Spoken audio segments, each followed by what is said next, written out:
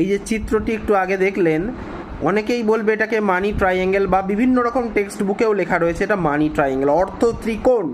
অর্থাৎ হাতের মধ্যে মোটামুটি মাঝামাঝি জায়গায় একটি ট্রাইঅ্যাঙ্গেল ত্রিভুজ দেখতে পেলেই তার হাতে অনেক টাকা পয়সা থাকবে বলে আমাদের ভারতীয় জ্যোতিষরা বলে দেয়।